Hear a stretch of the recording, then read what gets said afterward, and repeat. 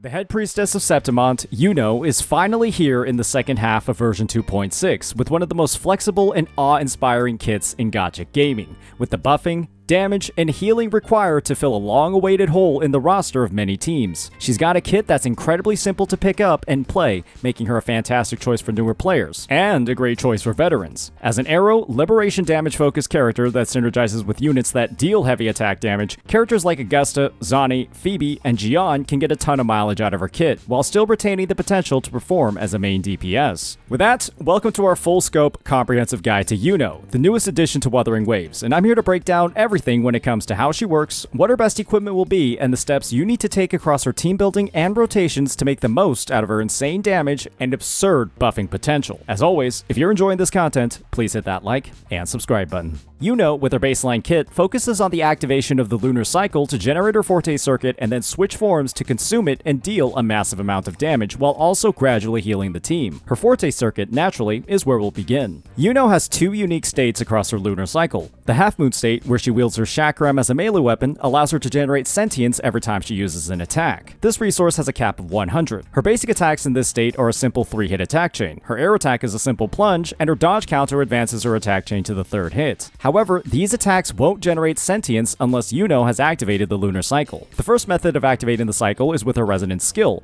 but Iuno has 4 different ones. The baseline ability, Pulse of Origins, simply damages the enemy, while her first enhanced skill, Closing Refrain, deals damage, grants 25 sentience, and activates the lunar cycle in half-moon state. This enhanced skill becomes available for 5 seconds after Iuno uses the 3rd stage of her basic attack, her intro skill, which also grants 40 sentience, or Pulse of Origins. The second method is simply by using her Resonance Liberation, which deals a nuke of damage, generates 60 sentience, and activates the lunar cycle in the half-moon state. While Iuno is in half-moon, she unlocks her second enhanced resonance skill, Unfinished Refrain, which deals damage to an enemy and generates 25 sentience. After Iuno has built up sentience, she has suspended by activating the new moon state of her lunar cycle. This is done by using a heavy attack while in the half-moon state, which can also be used in the air, and causes Iuno's chakram to transform into a bow. In this state, her basic attack becomes a ranged 3-hit chain that deals resonance liberation damage and consumes sentience to deal additional damage, heal the team, and generate additional concerto. Her dodge counter advances her attack chain to the 3rd hit, and her resonance skill is also enhanced to Arc Beyond the Edge, which has 2 charges and causes Iuno to consume sentience, dash, and deal damage to an enemy. This attack can be used while Iuno is staggered to immediately recover. She can also use a heavy attack to switch back to the half-moon's melee state. Once Iuno's concerto is filled, she gains access to a unique heavy attack, Absolute Fullness. This ends the lunar cycle, heals the team, deals liberation damage, and conjures the full moon domain for 30 seconds. In this domain, teammates regenerate HP and stamina, and if you gain a shield inside the domain, you gain the Blessing of the Wand Light for 10 seconds, which grants 4% damage amp per stack with a maximum of 10 stacks. There's only one character in the game that can actually activate this effect, and that's Augusta. When factoring in all of Iuno's abilities, resources, and interactions with each other, she has a simple playstyle that involves introing in, activating her liberation to enter the lunar cycle, and max out her sentience before switching to the new moon state and consuming all of her sentience with a combination of basic attacks and resonance skill casts before using her enhanced heavy attack, summoning her domain, and then switching out to another unit to activate her outro skill that grants 50% heavy attack damage amplification to the incoming character for 14 seconds or until they swap out. She has an incredibly fast rotation and very impressive damage. When it comes to her inherent skills, her first causes all of her attacks to generate a shield equal to 32% of her attack for 15 seconds. That does not stack. This is mainly used to trigger the effect on her signature weapon and the Crown of Valor Sonata set. Her second inherent skill greatly amplifies her damage, granting her 5 stacks of the Blessing of the Wand Light when she uses an intro skill or liberation. These attacks should be used immediately during the beginning of her rotation and will grant her 40% damage amplification across her entire kit. This can, however, change if she's being played as a main DPS. Iuno's a character that can appear a little complex at first given her wordy skill descriptions, but becomes very easy to understand when you focus on generating and consuming sentience as fast as possible. She provides a massive amount of personal damage across her teams, especially when using sets like Crown of Valor, and also has the best outro skill in the game when it comes to raw buffing. However, it's clear that parts of her kit simply do not work depending on the teammates she's with. If she's slotted on a team with Shorekeeper and Augusta, for example, her healing is pretty much useless given Shorekeeper's sustain, while in other lineups like with Zani Zani and Phoebe,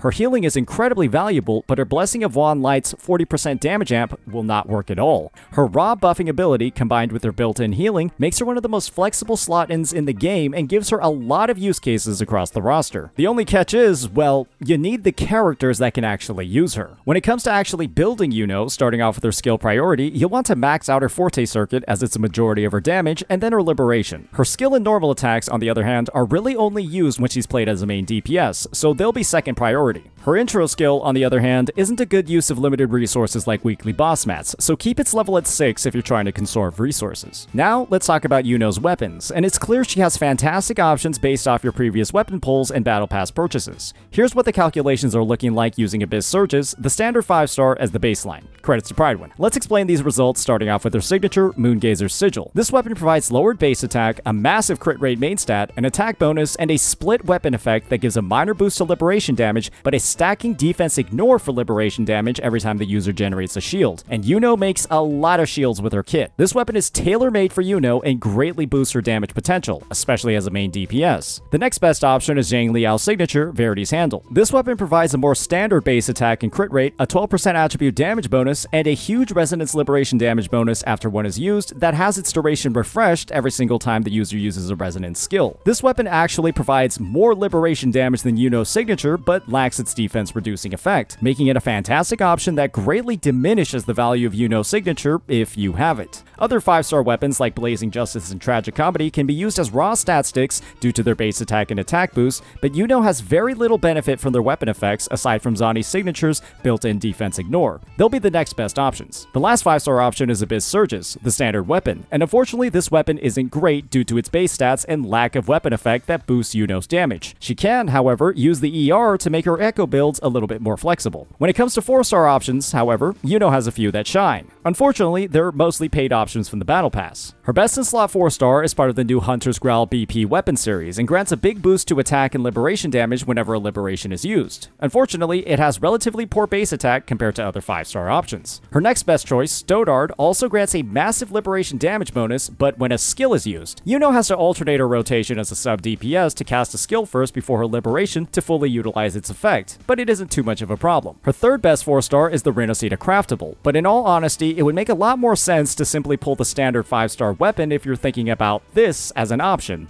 but it's there. It isn't really recommended to use any other 4-star weapons. Now it's time to move on to Iuno's Echoes, and she has two best-in-slot options depending on your investment. If you have a nice 5-star weapon, go for the Crown of Valor set to maximize her personal damage. However, if your weapon choices are a little limited, go for Moonlit Clouds to add to Iuno's buffing potential. When using Crown of Valor, you want to combine the 3-piece with the 2-piece bonus from any arrow set in the game. I recommend Windward Pilgrimage, as you can slot a 3-cost Karasaur, which grants arrow and liberation damage in her active slot if you're struggling to farm the Lady of the Sea Echo, which has a summon and also a similar stats, but can be a bit of a pain to actually farm. On Moonlit Clouds, use the Impermanence Heron. When it comes to her Echo main stats, she'll have identical requirements across both sets. You'll want crit 4 cost, 2 arrow 3 costs, and 2 attack 1 costs. When it comes to substats, you'll prioritize crit rate, damage, ER up to 120%, liberation damage rolls, and then attack percentage rolls. A huge majority of Iuno's damage comes from liberation, so this roll is even better than attack percentage. Other damage types, unfortunately, aren't that useful on her. The last area of investment when it comes to Iuno involves your wallet or a lot of saved Astrite. It's her sequence nodes. Big thanks to Pridewin for calculating the damage increase per node. Her first node increases her attack by 40% during the lunar cycle, and when she's inside her domain, she restores 1 point of energy a second. Her new moon resonance skills and enhanced heavy attack also gain interruption immunity. Her second sequence node doubles the damage amplification from her Blessing of the Wand Light when at full stacks, from 40% to 80% damage amplification. However, the only 2 units in the game that can benefit from this are her and Augusta. Her third node causes her Moonbow attacks to be amplified by 65% and allows her to cast her Moonbow resonance skill during her basic attack animations without interrupting the attack chain. This is huge for main DPS players. Her fourth node causes her enhanced heavy attack to generate a shield for 160% of Iuno's attack to the entire team for 30 seconds, while her fifth node grants her a 20% liberation damage bonus. And her sixth node, the big one, grants her enhanced heavy attack a massive 1600% multiplier increase, and upon using the ability, she re-enters the Moonbow state, regenerates her entire Forte circuit, and resets the cooldown of all of her enhanced resonance skills. skills. This is